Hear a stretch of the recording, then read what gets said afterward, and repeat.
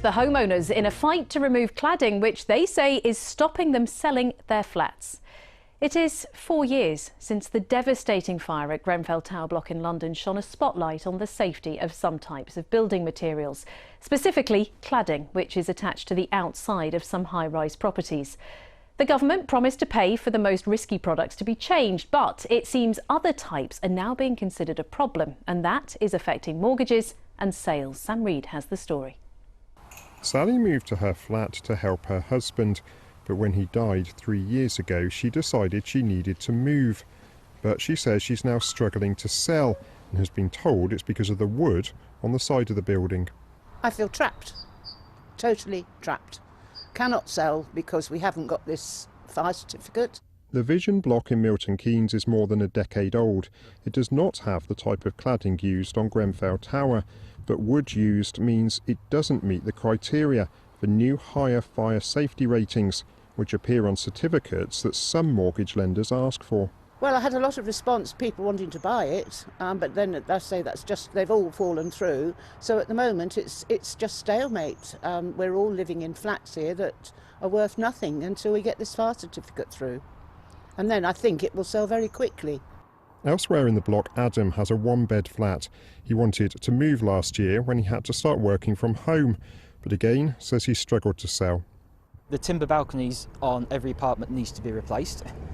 They were built with the building in 2009 and it was considered safe when that was designed and built and assessed, and people have lived ever since.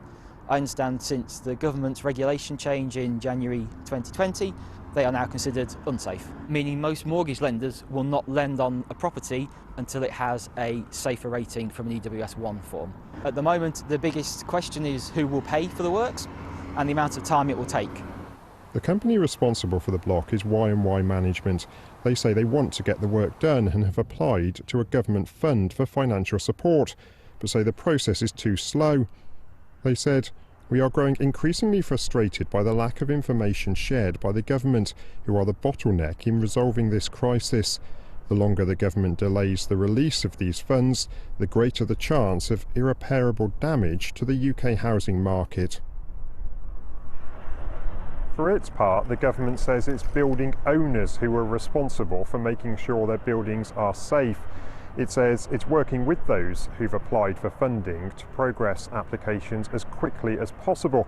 It says it's fully funding the replacement of cladding on the most high-risk buildings, and it's put aside £5 billion. But residents like Sally are worried they're going to be left with a big bill. Well, I'm hoping the government are going to pay for it. I certainly can't. I live on a pension now.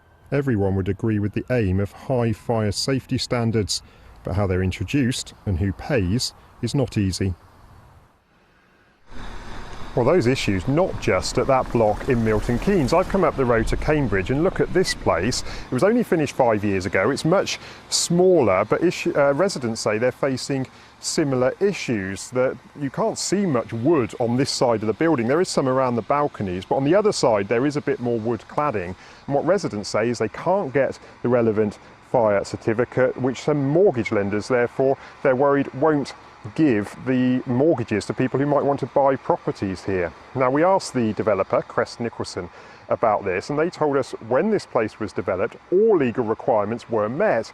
They told us the management company have since carried out a review, and they say the first report has come, but they're waiting for more information, and the management company understand this needs to be done as soon as possible. So that's their view, but what about residents? One of those is Chris, and Chris, this sounds quite a frustrating situation.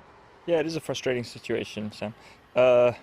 It's we're unable to sell very easily, and we're also struggling to remortgage at the moment. And it just seems a lot of the parties involved in this years-long process are just not really incentivized to get it solved.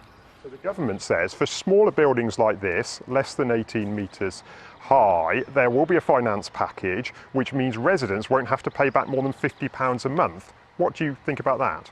Yeah, I mean, I think it seems arbitrary to some extent to decide some people pay based on the height of their building and other people don't, and also what the effect will be on reselling and how that'll impact a new buyer potentially. Chris, thank you very much. Now, it is worth remembering here that this isn't some kind of mandatory certificate required by law that is stopping sales by law. What's happening here is mortgage lenders, some of them, are choosing to ask for this certificate, and that's what residents say is causing the frustration. Janine. Thank you, Sam.